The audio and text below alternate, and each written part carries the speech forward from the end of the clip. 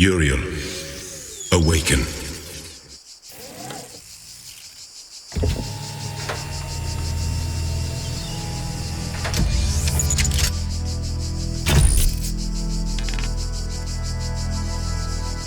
Hear me, Uriel. The end of days is upon us. The process is complete. The world will be consumed, and my children will ascend. As it should be. But, Uriel, I have made mistakes. Out of arrogance, out of fear, I sinned against the process. I cast out those who opposed me, imprisoned them in a place beyond this garden. Now they are trapped, and they cannot ascend. All that they are, all that they know, will be lost. But I cannot free them. They are beyond my reach now. What I ask of you, my beloved messenger, is a terrible sacrifice. You must enter this realm of despair. You must free the souls I have imprisoned. Undo my mistake. I have opened a gateway and granted you the gift of time. Uriel, I'm sorry. I wish there was more I could do. Please, save them.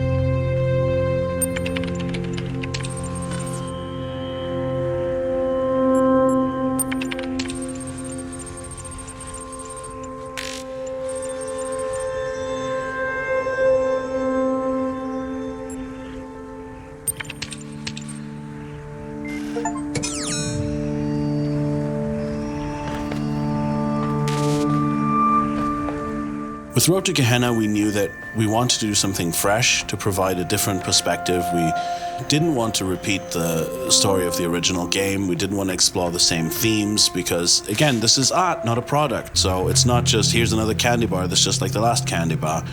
It's supposed to go somewhere new. This is also why there's a new main character. You'll notice that every game in Talos, every DLC has a different protagonist. You have to let go of the character that you used to play and then watch them continue into the world, or in the case of Uriel, maybe not. But we wanted that moving forward, going into something fresh every time and giving you a new perspective with each game that we make.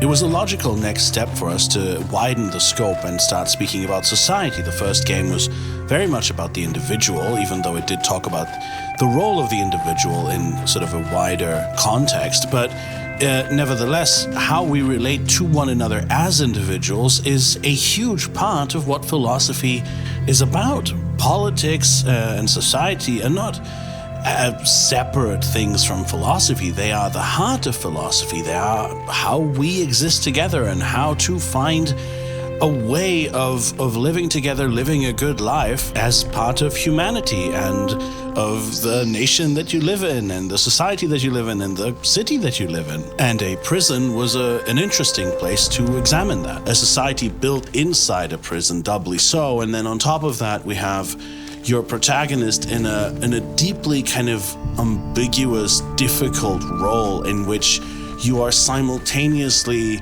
saving people while destroying their world, putting you into a position that I don't think really has an easy answer, or an answer at all maybe. It's a role of historical necessity, and it's hard to evaluate on a moral level. It's historically necessary, but morally, well, maybe that's just not the way to think about it at the end of the day.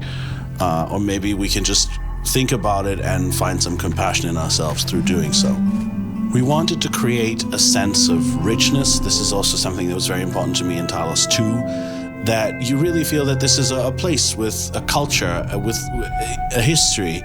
And that's why we created all of that content, magazines and exhibitions and text adventures and all of that, because, well, that's how we human beings live. That's how we relate to one another. That's what we do with our time. We create stuff, we build all of these structures together, and that's this huge edifice that we are surrounded by, which is civilization.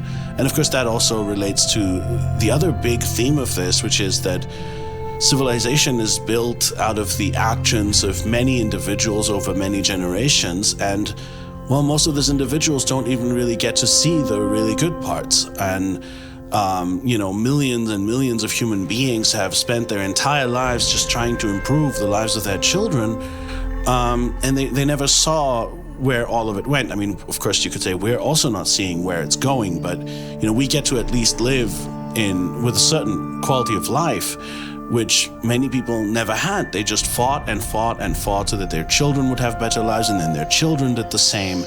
And we don't even remember most of their names because, there were millions of them and they lived in prehistory. So that theme is also very central here with the notion of Jerusalem, a city built on sacrifice, and which also, of course, then leads us to Talos Principle 2, which was always the intent, to say that, all these generations of AIs sacrificed everything for a reason, and it's very bittersweet that this happened, because on the one hand they built this coming city that we will see in the next game, this new civilization, but they themselves are lost.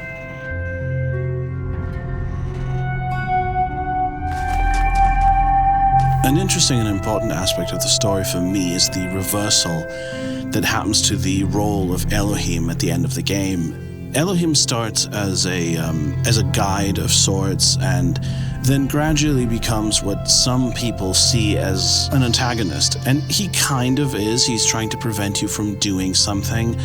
But I think the game would have been very flat if that was all that it was. Ooh, God bad. And it's really not that, because at the end of the day, Elohim is not a villain.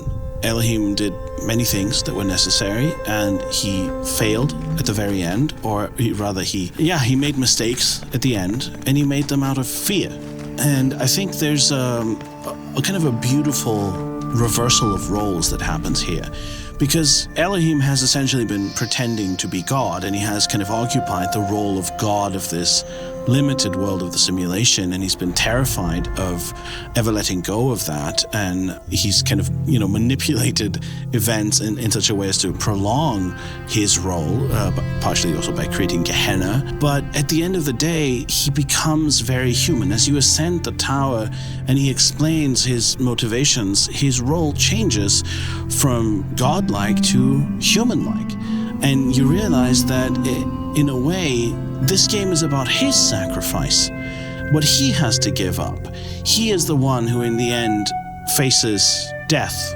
And you, in fact, are becoming this inevitable force of redemption and resurrection that he has to, in a way, submit to. So you could say that in some ways, speaking of gardens, the entire game is Elohim's Garden of Gethsemane moment of being afraid and saying, I don't want to do this. I don't want to sacrifice everything. And then in the end saying, no, let your will be done. Even though, of course, he can't stop it anymore, but he does make that change in character where you become, in a way, more godlike. And you could say that the godlike element within you kind of rises, and the human element in him is revealed, and he accepts his future, whatever it is, whether it's death or a world without meaning. And Talos too then reveals to borrow a term from Tolkien, the eucatastrophe of realizing what actually becomes of him, which is basically all that he ever wanted. And so in the biblical language of the game, this is the transition from the Old Testament to the New Testament. While from a humanist standpoint, it is the triumph of reason and curiosity and human civilization.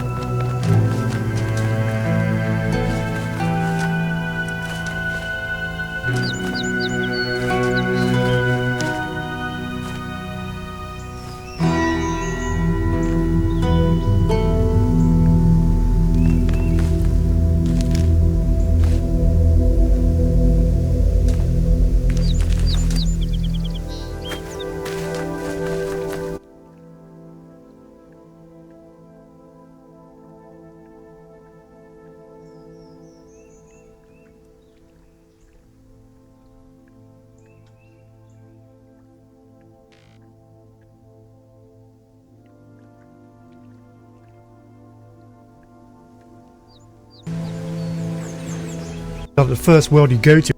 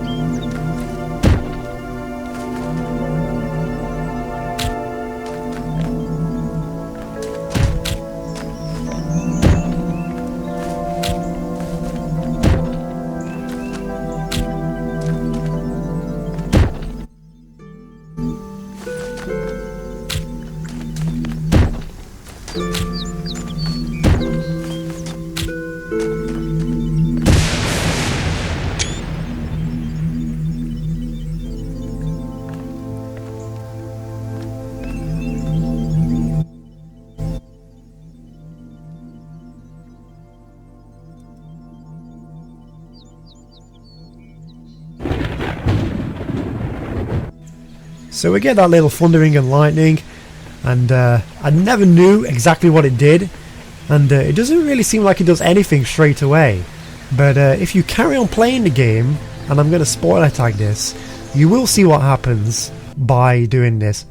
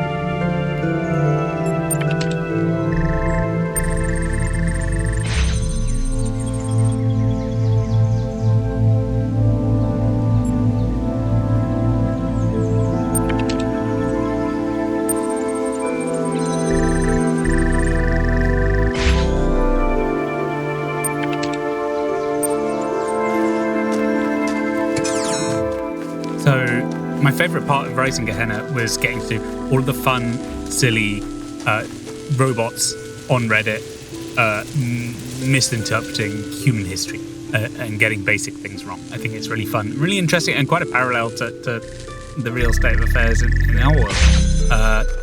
That we and they only have access to like a fraction of all the information, and the stories we tell ourselves about history, about the world, are the result of those partial data sources. So I love the vibes.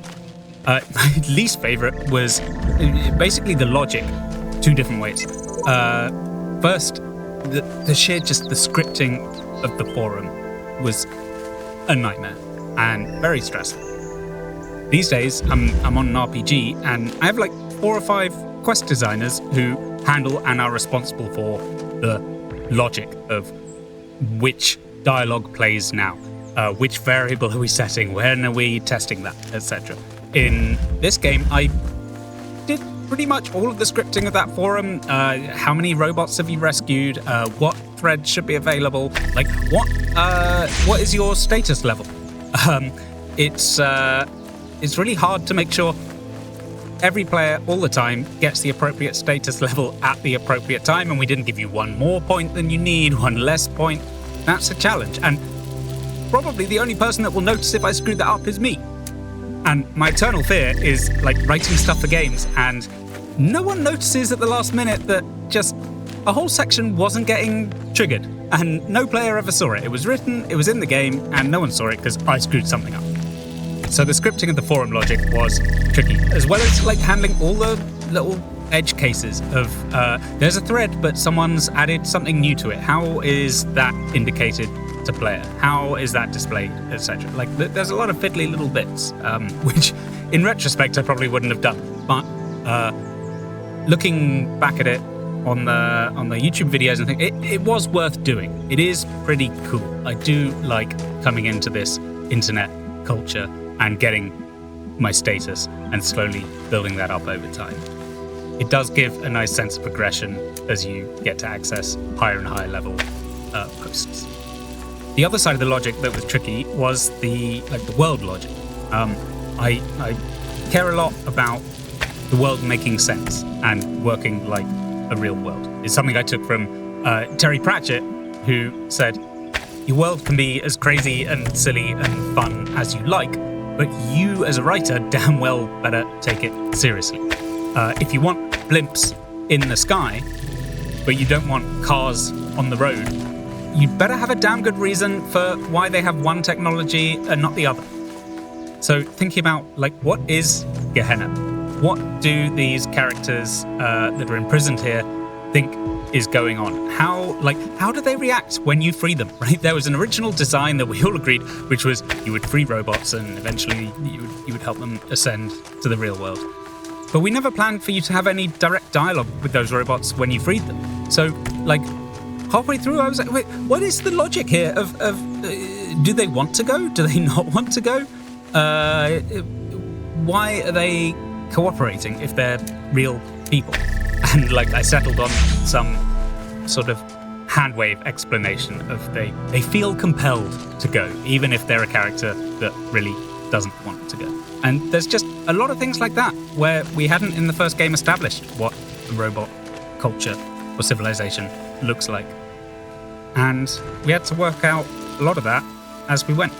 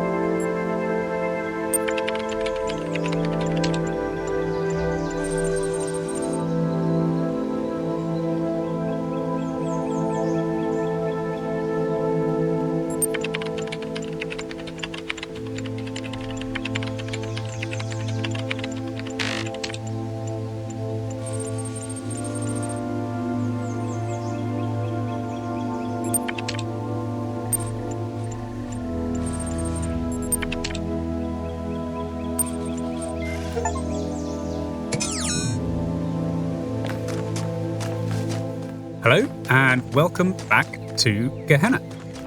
I have no idea how we did something of this scale in like 8 months, and I have no idea what it's really about. But I do know we had a lot of fun doing it. I think it was really nice for all of us after the first game to kind of take a break and go to something with this forum system approach, which let us do a lot of different little things instead of some grand overarching narrative. We had total freedom to just play around and do whatever kind of silly text adventures and bits of text that we wanted without any real restrictions. The original pitch came from Jonas, the idea of being Uriel and being sent back into this kind of abandoned, cordoned off corner of the simulation to save the residents there. And I think the only like competing idea was something, I guess it was kind of a prequel where we would hear more from the scientists and people who built this thing in the first place.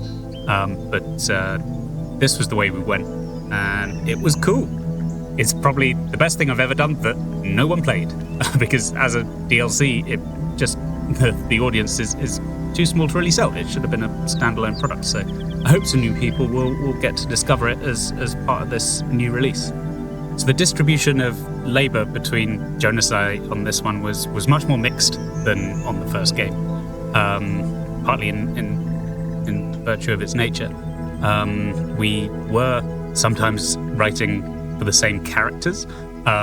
We were writing forum threads, and then I think each of us dropping into one another's things and adding bits and pieces for various characters. But as a rule of thumb, the basic split was I ended up doing most of the sort of core plot stuff on this one. So I was doing the thread with admin and Spider and Lamb, and the sort of the cornerstones and the key turning points in the thing. And Jonas was doing the really cool, really extravagant, large text adventures that you find, as well as a bunch of other texts. I don't know that we ever really agreed that was the way we'd approach it. I think in retrospect, maybe I slightly muscled Jonas out. I don't know. I started writing the electric sheep sequence that introduces you to Gehenna right at the start, and things like that. Where one thing that I really care about when I'm writing is I like concrete worlds, right? Something I never really enjoyed about Talos is how abstract it is. Even in Talos 2, it's still relatively abstract compared to like a traditional RPG where you have things going on in the world, right? You have people with lost cats, and you have people who are struggling to pay their bills, and you have people that receive letters, and things happen in the world, right? And in Talos, there's not so much of a concrete world around you for things to happen in. So as a writer, it can be kind of tough to do something fun and interesting because there's not that much to hang on to. It's like writing a play or a sitcom, but the scene is an empty room. You know, it's an interesting challenge, but you do not have the tools that you usually have. So I really approach these things. I care deeply about what are the key plot points. What, as a player who doesn't really enjoy abstract stuff, what am I grabbing onto? What do I know about the world? And in games, you know, we always have to assume that players may not be paying as much attention as they would be if they were sitting in a cinema. So to me, I really wanted to have that concrete grounding, to have that jumping off point that says, what is Gehenna? And then to know what those core plot beats were, and to make sure that we really focused on them. So I just started doing it. And at some point, I think Jonas said, well, you're clearly doing the main plot on this. And we just carried on from there.